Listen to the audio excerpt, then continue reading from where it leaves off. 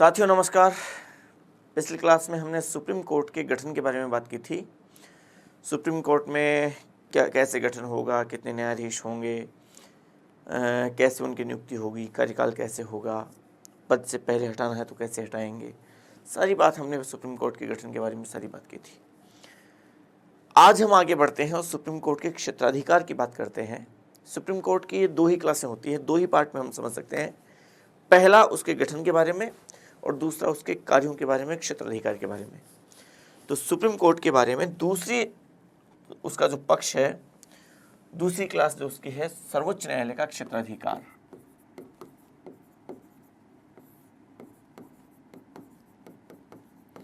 सर्वोच्च न्यायालय का क्षेत्राधिकार।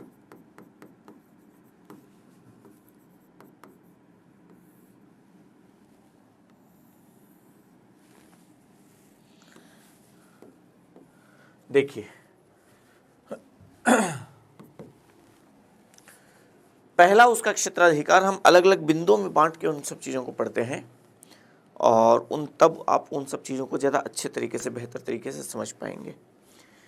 पहला क्षेत्राधिकार समझिए आप, वो है उसका प्रारंभिक क्षेत्राधिकार या आरंभिक क्षेत्राधिकार।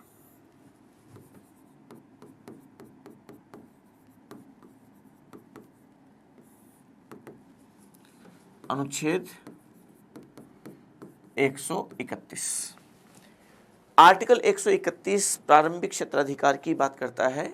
आरंभिक क्षेत्राधिकार भी कहते हैं इसे, प्रारंभिक क्षेत्राधिकार भी कहते हैं इसे। और इसका मतलब क्या है, पहले तो ये समझिए। कौन कौन से मामले आएंगे वो तो बाद में बात करते हैं। पहले ये समझिए कि इसके दायरे में असल में प्रारंभिक क्षेत्राधिकार कहते किसे हैं। प्रारंभ का मतलब शुरू करना।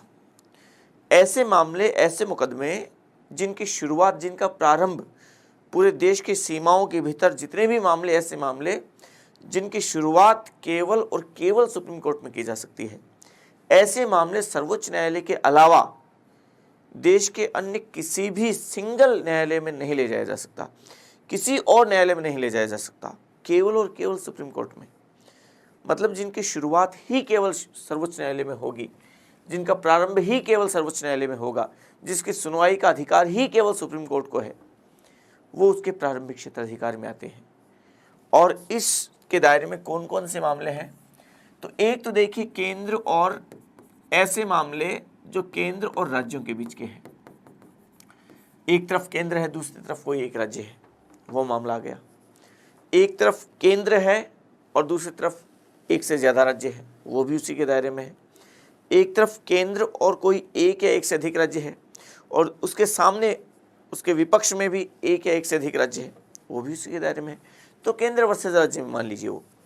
और दूसरा, दो राज्यों के बीच का मामला, राज्य वर्सेस राज्य। एक तरफ कोई एक राज्य, दूसरी तरफ कोई दूसरा राज्य, या फिर एक तरफ एक राज्य, दूसरी तरफ एक से ज्यादा राज्य, या एक तरफ एक से ज्यादा राज्य, दूसरी तरफ भी एक से ज्यादा राज्य। तो ये सारे मामले सुप्रीम कोर्ट के प्रारंभिक क्षेत्राधिकार में आते हैं। ये मामले देश के अन्य किसी भी न्यायालय के सामने ले जाए ही नहीं जा सकते, शुरुआत ही नहीं होगी उनकी। उनकी सुनवाई करेगा ही केवल सुप्रीम कोर्ट। एकमात्र अधिकार केवल सुप्रीम कोर्ट को है। ये एकमात्र सुप्रीम कोर्ट में ही जा सकते हैं ये मामले, किसी अन्य न्यायालय में नहीं जा सकते। आर्टिकल 131 प्रारंभिक क्षेत्राधिकार। क्या ये बात समझ पा रहे हैं आप? प्रारंभिक क्षेत्राधिकार के अपवाद की अगर आप बात करें तो देखिए उसमें समझिएगा आप, अपवाद में एक तो देखिए इसमें आप समझना, अपवाद में एक बात तो ये समझिएगा कि आर्टिकल 262 उसको समझना आप। देखिए आराम से याद रह जाएगा, 131 में प्रारंभिक क्षेत्राधिकार है, इसको 2 से गुणा करेंगे तो 262 होता है, वो उसका अपवाद है। और 262 कहता है कि 2 या 2 से अधिक राज्यों के बीच में यदि नदी के पानी के बंटवारे को लेकर किसी प्रकार का कोई मामला है, विवाद है, तो उस विवाद के निपटारे के लिए संसद कानून बनाकर एक नदी जल बंटवारा आयोग का गठन करेगी। और नदी जल बंटवारा आयोग जो उस विधि के तहत बना, उस आयोग द्वारा, उसके द्वारा जो निर्णय किया गया वो अंतिम निर्णय होगा। मतलब ये 2 या 2 से अधिक राज्यों के बीच का मामला है, लेकिन सुप्रीम कोर्ट में नहीं जा रहा है। ये नदी जल बंटवारा आयोग, उस नदी जल बंटवारा आयोग का गठन कौन करेगा? नदी जल बंटवारा आयोग। नदी जल बंटवारे के लिए वो जो आयोग का गठन करेगी वो संसद करेगी, और संसद ऐसा विधि बनाकर करेगी, और विधि बनाकर क्या करेगी? एक आयोग का गठन करेगी, और वो आयोग इस नदी जल बंटवारा से संबंधित निर्णय करेगा, वो निर्णय अंतिम होगा। ये आर्टिकल 262 कहता है।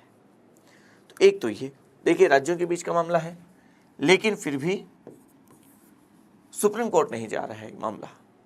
दूसरा, आर्टिकल 280 के तहत केंद्र और राज्यों के बीच में जो वित्त आयोग वित्तीय सिफारिश करता है, बंटवारा करता है राजस्व का, करों का, उसके संबंध में उन मामलों को सुप्रीम कोर्ट नहीं ले जाया जा सकता। ये भी राज्यों के और केंद्र के बीच के मामले हैं। तो ये उसके अपवाद भी हैं, ये भी ध्यान रखना है आपको। ठीक है, चलिए आगे देखिए दूसरी शक्ति, उसकी दूसरा क्षेत्राधिकार, और दूसरा क्षेत्राधिकार है वो है अपीलीय क्षेत्राधिकार।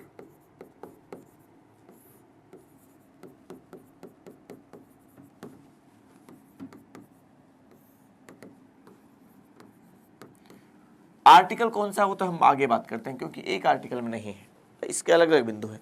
पहले तो ये समझिए अपील करना कहते किसे हैं। अपील करना या किसे कहेंगे? अपील करने का मतलब क्या है? अपील करने का मतलब है नीचे वाला न्यायालय, मान लीजिए हाई कोर्ट में कोई मामला चला, हाई कोर्ट ने निर्णय दिया, उस निर्णय की आगे जो जिस पक्ष के कोई एक पक्ष, 2 पक्ष तो होते ही हैं, जिस पक्ष के फेवर में नहीं गया वो फैसला, वो पक्ष उससे असंतुष्ट होगा, सीधी बात है, वो उसकी अपील कर सकता है सुप्रीम कोर्ट में। तो नीचे वाले अदालत के फैसले को ऊपर की अदालत में चुनौती देना अपील करना कहलाता है। हाई कोर्ट के निर्णय को सुप्रीम कोर्ट में चुनौती देना अपील करना कहलाता है। मतलब वो मामला पहले नीचे के न्यायालय में हो चुका है, निर्णय दिया जा चुका है उसमें, उसको चुनौती ऊपर के न्यायालय में देना अपील करना कहलाता है। अपीलीय क्षेत्राधिकार को आप 4 हिस्सों में बांट सकते हैं। 4 प्रकार के मामले हैं ये, और 4 प्रकार के मामलों में पहला मामला है वह संवैधानिक मामले।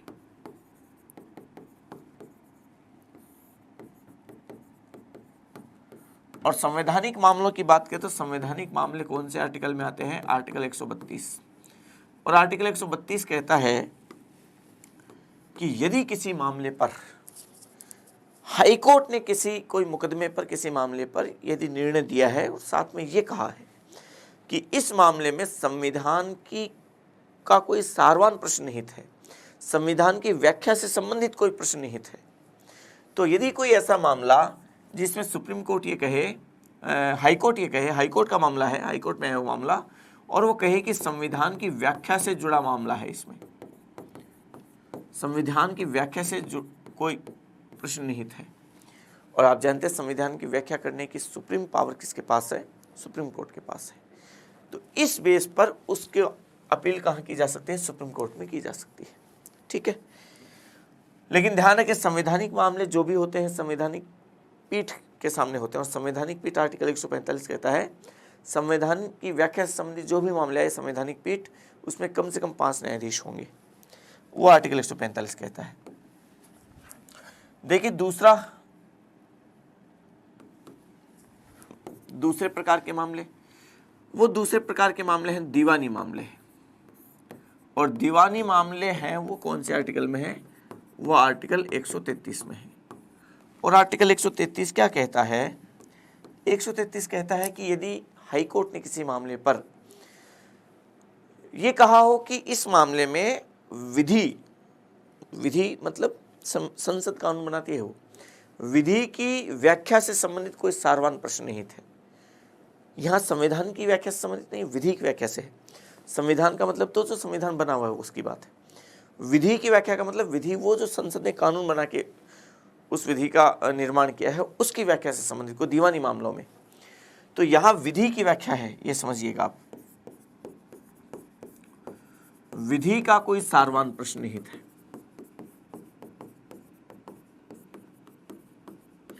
और हाई कोर्ट उस पर अपीलीय प्रमाण पत्र दे दे कि इसकी अपील सुप्रीम कोर्ट में की जा सकती है, तो उस मामले की अपील सुप्रीम कोर्ट में की जा सकती है। ध्यान रखें, हाई कोर्ट में आने वाले समस्त मामलों की अपील सुप्रीम कोर्ट में नहीं की जा सकती, केवल उन्हीं मामलों की जिसके बारे में हाई कोर्ट अपील हेतु प्रमाण पत्र दे। प्रमाण पत्र इस बेस पे देगा, ठीक है। फिर तीसरे प्रकार के मामले हैं वो है फौजदारी मामले। फौजदारी मामलों की भी अपील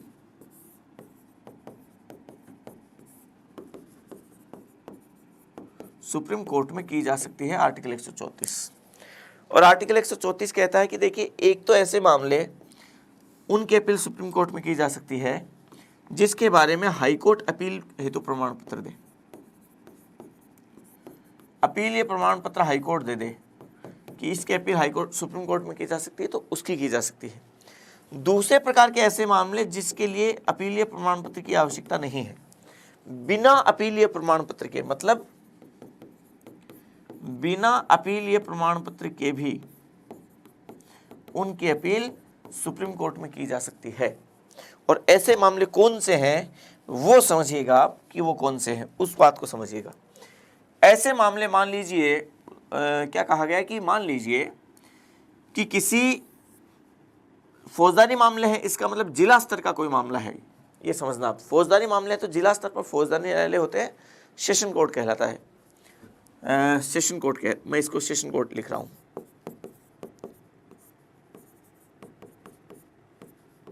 ये सेशन कोर्ट है, जिला स्तर पे होता है।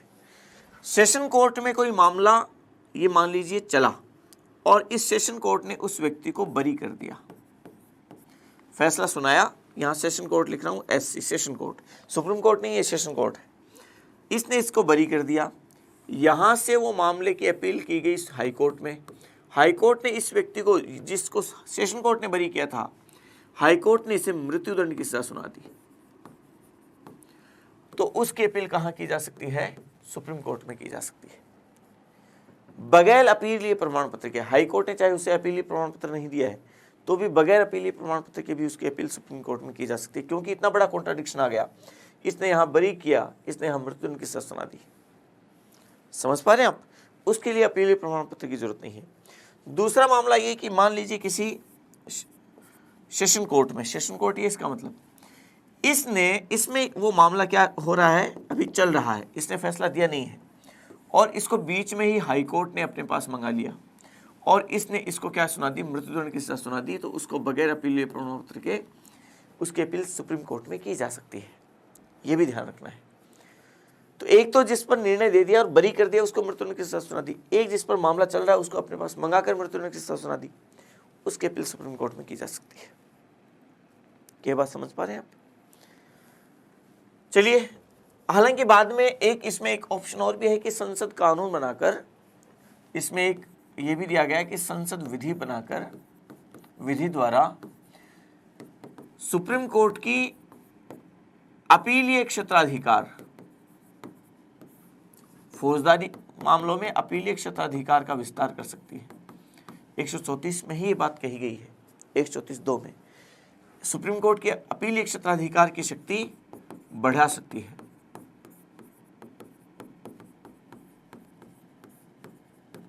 ये ध्यान रखें, ये संसद को पावर है कि संसद कानून बनाकर सुप्रीम कोर्ट की अपीलीय क्षेत्राधिकार की शक्ति बढ़ा सकती है।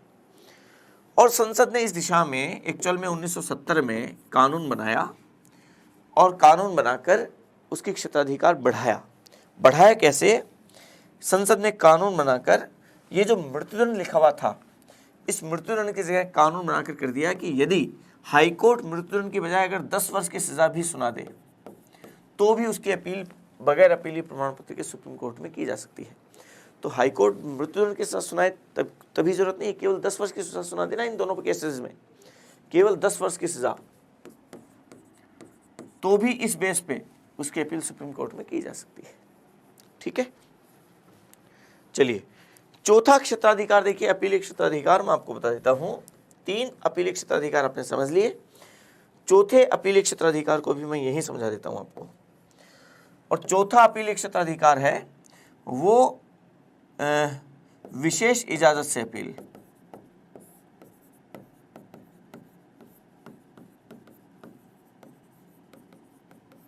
कौन सा आर्टिकल? अनुच्छेद 136। आर्टिकल 136 कहता है कि देखिए यदि किसी मामले पर सुप्रीम कोर्ट को, हाई कोर्ट ने कोई मामले में फैसला दिया और उसके बारे में सुप्रीम कोर्ट को यदि लगे, स्वतः लगे, किसी के माध्यम से, मान लीजिए अखबार के माध्यम से, कैसे भी, कि उस मामले पर प्राकृतिक न्याय का घोर उल्लंघन हुआ है, न्याय के सिद्धांत का घोर उल्लंघन हुआ है, तो खुद अपनी तरफ से चल के सुप्रीम कोर्ट अपील की विशेष इजाजत खुद दे सकता है। ये विशेष ध्यान रखिए, खुद अपनी तरफ से इजाजत दे सकता है अपील के लिए, वो आर्टिकल 136 है। तो ये दो प्रकार के क्षताधिकार आपने पढ़े, प्रारंभिक क्षताधिकार और अपीलीय क्षताधिकार। तीसरे प्रकार के क्षताधिकार और समझिए आप,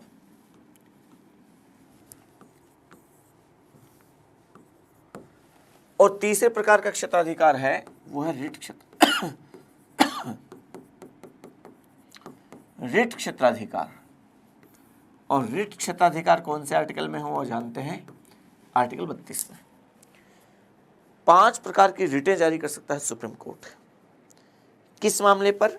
ये ध्यान रखें, केवल उस स्थिति में जब मूल अधिकारों का उल्लंघन हो, किसी व्यक्ति के मूल अधिकारों का उल्लंघन का मामला है, तो उस संबंध में उन मौलिक अधिकारों की रक्षा करने के लिए आर्टिकल 32 के तहत 5 प्रकार की रिट जारी करने की शक्ति है। यहाँ ध्यान रखें, मौलिक अधिकारों के अलावा यदि अन्य किसी प्रकार के अधिकारों का उल्लंघन हुआ तो रिट जारी नहीं कर सकता। और वो 5 प्रकार की रिट कौन कौन सी है? पहली है बंदी प्रत्यक्षीकरण,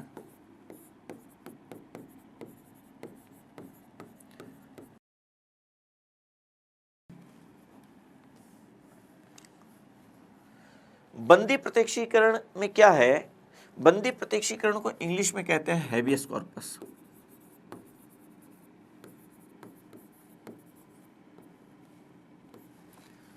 बंदी प्रत्यक्षीकरण का मतलब है कि किसी बंदी बनाए गए व्यक्ति को सशरीर पेश करना। इसके लिए बंदी प्रत्यक्षीकरण का मतलब है शरीर धारण करना, सशरीर किसी को पेश करना, किसी व्यक्ति को कोर्ट के सामने लेके आना, सशरीर प्रस्तुत करना।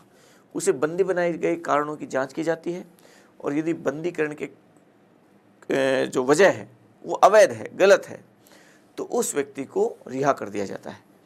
तो ये व्यक्तिगत स्वतंत्रता की दिशा में एक बहुत महत्वपूर्ण रिट है। इंग्लिश में नाम जरूर ध्यान रखें इसका, बंदी प्रत्यक्षीकरण, हैबियस कॉर्पस।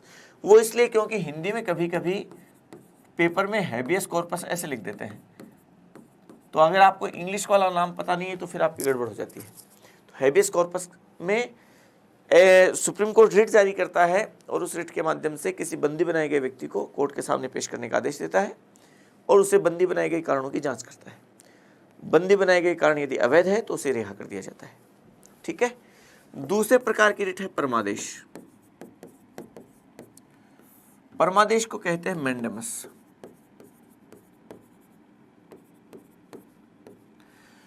मैंडेमस का मतलब है हम आदेश देते हैं। इसके तहत किसी ऐसे पदाधिकारी के विरुद्ध ये रिट जारी की जाती है जो पदाधिकारी अपने कर्तव्यों का निर्वहन नहीं कर रहा है, उसे अपने कर्तव्यों का निर्वहन करने का आदेश दिया जाता है। तो इसके माध्यम से मौलिक अधिकारों का संरक्षण किया जाता है। तीसरे प्रकार की रिट वो है प्रतिषेध, जिसको इंग्लिश में कहते हैं प्रोहिबिशन। मतलब इसके तहत सुप्रीम कोर्ट अपने से नीचे वाले न्यायालय के विरुद्ध ये रिट जारी करता है, और इसके तहत कहा जाता है कि वो जो नीचे वाले न्यायालय में, ये नीचे वाला न्यायालय, उसमें कोई मामला जो चल रहा है उस मामले को वहीं पर रोक देने का आदेश देता है, और आवश्यक होने पर वो उसे अपने पास मंगा भी सकता है, क्योंकि वो उसके अधिकार क्षेत्र में नहीं था, उसमें किसी के मौलिक अधिकारों का उल्लंघन हो रहा है, उसको वहीं रोक देने का आदेश देता है। वो मामला नीचे वाले कोर्ट में भी चल रहा है, तब ये प्रतिषेध जारी की जाती है। चौथी है उत्प्रेषण। उत्प्रेषण को इंग्लिश में कहते हैं सर्टियोरेडी। इसमें भी नीचे वाले न्यायालय में के विरुद्ध ये रिट जारी की जाती है, और नीचे वाला न्यायालय किसी मामले पर निर्णय दे चुका है, और उसमें किसी व्यक्ति के मौलिक अधिकारों के उल्लंघन से संबंधित मामला है, तो उस मामले को सुप्रीम कोर्ट अपने पास मंगा लेता है। दोनों में अंतर क्या है, प्रतिषेध में और सर्टियोररी में, उत्प्रेषण में। इसमें नीचे वाले न्यायालय में अभी मामला चल रहा है, निर्णय दिया नहीं, उससे पहले की स्थिति है, तब प्रतिषेध जारी की जाती है। इसमें नीचे वाले न्यायालय ने निर्णय दे दिया है, ये नीचे वाले न्यायालय द्वारा निर्णय दिए जा चुके जाने के बाद सुप्रीम कोर्ट ये रिट जारी करता है। ठीक है, फिर है अधिकार पृच्छा, और अधिकार पृच्छा को इंग्लिश में कहते हैं क्यो वारंटो।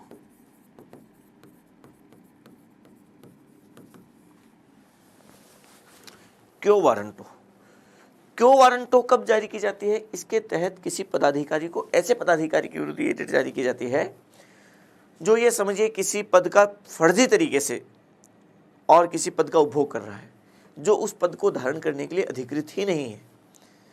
इस रिट के माध्यम से उस पदाधिकारी को अपने दस्तावेज पेश करने का आदेश दिए जाते हैं, जिन दस्तावेजों के बेस पर वो उस पद का उपभोग कर रहा है।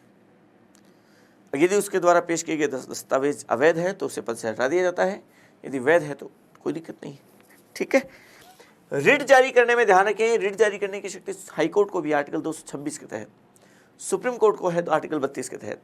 32 में और 226 में क्या अंतर है, इसको भी आप समझ लीजिए कि रिट जारी करने की शक्ति सुप्रीम कोर्ट को प्राप्त है आर्टिकल 32 के तहत, और हाई कोर्ट को प्राप्त है आर्टिकल 226 के तहत। दोनों में अंतर क्या है वो समझिए। सुप्रीम कोर्ट ये जो रिट जारी कर सकता है, सुप्रीम कोर्ट द्वारा जारी रिट का प्रभाव, वो प्रभाव पूरे देश में होता है, पूरे भारत में है, जबकि हाई कोर्ट द्वारा जारी रिट का प्रभाव वो उसी सीमा तक है जिस सीमा तक हाई कोर्ट की अधिकारिता है।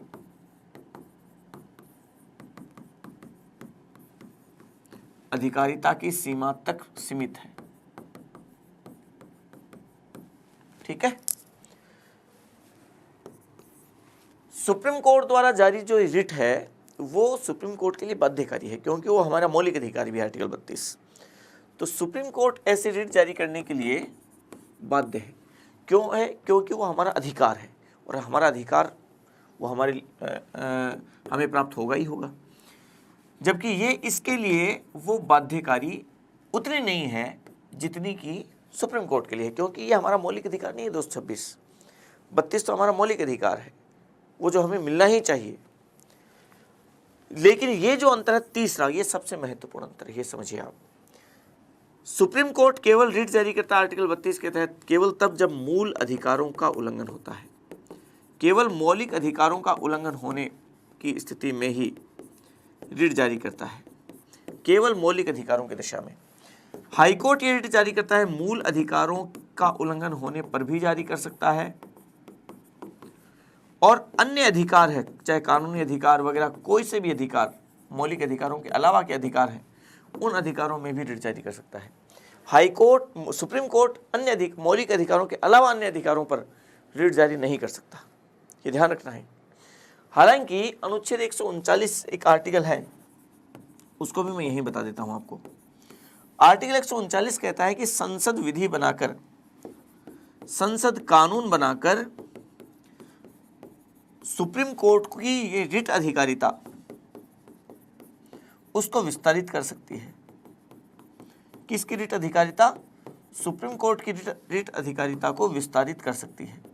विस्तारित का मतलब यह है कि यदि संसद कानून बनाकर सुप्रीम कोर्ट को इस बारे में भी रिट जारी करने के अधिकार दे दे कि मौलिक अधिकारों के अलावा अन्य अधिकारों पर भी वो रिट जारी कर सकता है, तो सुप्रीम कोर्ट की रिट अधिकारिता बढ़ जाएगी। वो मौलिक अधिकारों के अलावा भी अन्य मामलों में रिट जारी कर सकता है, अन्य अधिकारों का उल्लंघन होने पर भी। लेकिन संसद ने आज तक ऐसी कोई विधि नहीं बनाई है आर्टिकल 139 के तहत। इसलिए सुप्रीम कोर्ट की रिट अधिकारिता अब तक केवल मौलिक अधिकारों तक ही सीमित है, ये ध्यान रखना है। जबकि हाई कोर्ट मौलिक अधिकारों पर भी रिट जारी कर सकता है और अन्य अधिकारों का उल्लंघन होने पर भी रिट जारी कर सकता है, ये ध्यान रखने की बात है। ठीक है, चलिए इसके अलावा हम देखिए उसका और क्षेत्राधिकार की बात करें तो न्यायिक पुनरावलोकन।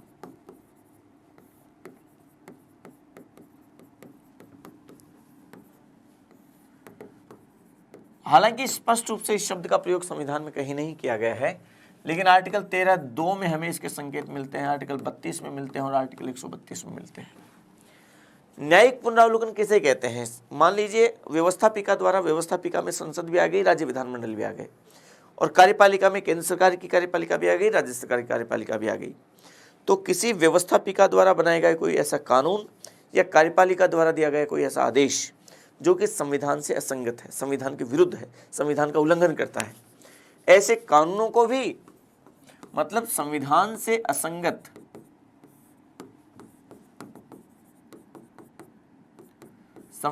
असंगत कानूनों को भी और आदेशों को भी, कानून तो व्यवस्थापिका बनाती है आप जानते हैं, आदेश कार्यपालिका जारी करती है, इन कानूनों और आदेशों को क्या कर सकता है? वो निरस्त कर सकता है। ये ध्यान रखिए। कौन? Supreme court. ये उसका न्यायिक पुनरावलोकन की शक्ति है। आर्टिकल 13, 2, 32 और 132। विशेष ध्यान रखिए बात, ठीक है। चलिए आगे समझिए उसकी और कौन सी शक्ति। एक उसकी शक्ति है अपने पूर्व निर्णयों की समीक्षा करना। अपने पूर्व निर्णयों की समीक्षा करना, आर्टिकल 137। सुप्रीम कोर्ट अपने द्वारा दिए गए पूर्व निर्णयों की समीक्षा कर सकता है। जो भी पूर्व निर्णय खुद ने दिए उसकी समीक्षा की जा सकती है। सर्वोच्च न्यायालय द्वारा दिए गए किसी भी निर्णय की दूसरा कोई भी व्यक्ति आलोचना नहीं कर सकता, समीक्षा नहीं कर सकता, केवल सुप्रीम कोर्ट खुद कर सकता है। आर्टिकल 137। एक देखिए उसकी शक्ति है अभिलेख न्यायालय।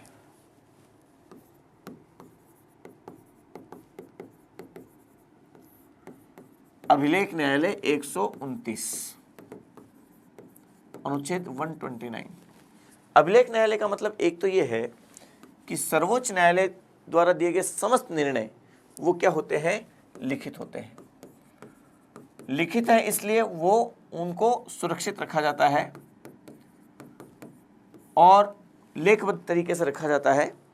और दूसरी बात यह कि इनकी बाकी के जितने भी न्यायालय हैं वो सब के सब न्यायालय उसके द्वारा दिए गए इन निर्णयों का अनुसरण करता है।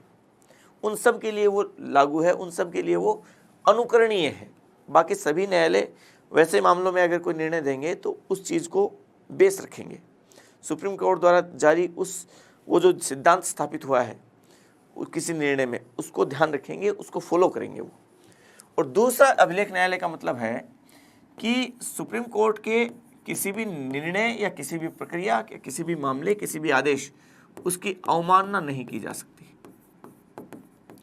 और उसकी अवमानना नहीं की जा सकती का मतलब यह है कि उसके द्वारा दिए गए समस्त निर्णय वो बाकी सब के लिए बाध्यकारी रूप से लागू होंगे।